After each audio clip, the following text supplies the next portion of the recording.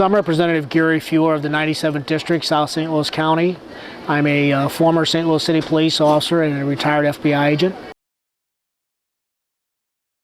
The St. Louis Police Department was taken under local control back at the time of the Civil War. Since that time, there's been numerous attempts for the city to regain control of the police department. I was on the department in the 1970s, from 1971 to 1980, and it was a recurring issue during that time. The department currently is controlled by a board of police commissioners that is appointed by the governor. There are 4 members of that board. They're all residents of the city, usually successful business people in the city, and of course are responsible to the city taxpayers to run the department. The 5th member of the board, the ex officio member, is the mayor of St. Louis, who has an equal vote to all decisions that are made by the board of police commissioners that affect the police department and the enforcement of laws in the city of St. Louis. The legislation that was introduced, and there is a little slight difference between the House bill and the Senate bill right now, but the bill that went through the House would abolish Chapter 84 of the state statutes, which sets up and operates the police department. The House Committee on Urban Affairs heard this 2 weeks ago. It was voted out, due pass. It's gone through the Rules Committee in the House and is waiting to be presented on the floor. The Senate Committee heard it this past Wednesday, and they will be going to executive session here shortly. So it's still in committee in the Senate. It's come out of committee and is waiting to get on the House floor agenda in the House of Representatives. It would be reestablished as a municipal police department with control under the city of St. Louis. The chief would report to the director of public safety, who would report to the mayor. So there would no longer be citizens involved in that decision making other than the mayor and the other elected politicians on the Board of Aldermen.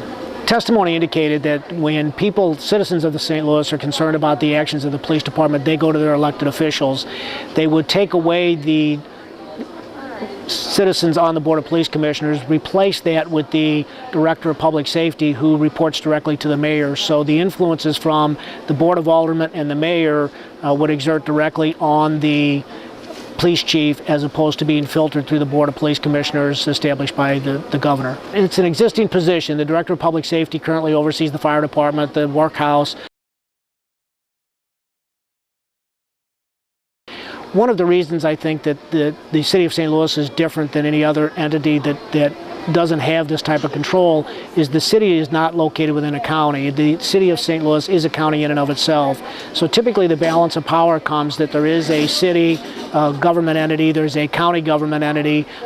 So when city police departments, municipal police departments make arrests, they go through the county officials to be able to prosecute these cases. So there is a balance because, again, there's the city elected officials who run their police department, then there's the county elected officials who oversee the county operations, and so there has to be a balance of that power. The city of St. Louis, all of those entities come out of basically the same pool because their city and county are one entity in and of themselves, and so there really is no balance of power in the city of St. Louis, with the exception of the state, which I think most police officers would tell you they feel like they have their back when they're out enforcing the laws. Well, let's take St. Louis County, for instance. If you live in a municipality in St. Louis County and the police department of that municipality wants to affect the laws, they got to go to the county prosecutor to be able to get their warrants, etc. Again, in the city of St. Louis, they have a city government offices, the circuit attorney's office and the judicial system, but again, it's all within the city. It's not a separate county in and of itself. So again, that balance of power that doesn't really exist in the city that exists in the other political setups throughout the state of Missouri or this country. There are some entities that are considering the merger of St. Louis City with St. Louis County. There are some pluses for this as you go through what we just discussed. There are also some significant obstacles to be overcome, a lot of the financial obligations, etc., that would be involved in such a merger. So I don't know at this point what the status of those merger plans are, with the exception that we frequently hear talk about it in the media and in certain circles. I know that Kansas City was under state control. State control was given back to the city of Kansas City, and then during the Prendergast area, the city requested that the state take back control because of certain concerns about the independence of the Kansas City Police Department from political influence.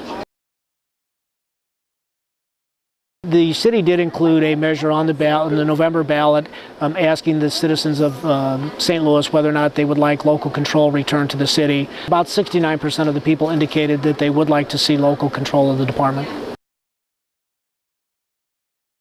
The economy of the city of St. Louis is a very important economic driver to the entire state of Missouri.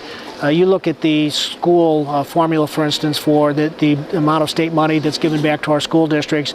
A lot of the money that's generated by the economic engine of the St. Louis collar areas is redistributed throughout the course of the other school districts in the state of Missouri. The residents of the state of Missouri come into St. Louis for Cardinal games, for Rams games, for Blues games. A lot of them work in the city of St. Louis, the businesses that are down here. So they're paying taxes in the city. They're paying, some of them are paying sales taxes in the city. Some of them are paying the earnings tax in the city because they work there. I think that the ability of St. Louis to be successful affects the entire state of Missouri and the successes that the state of Missouri is going to see. So I think it's very important for all of the representatives throughout the state to take a good look at this situation and make sure that their vote is consistent with what is good for their constituents as well as the citizens of St. Louis.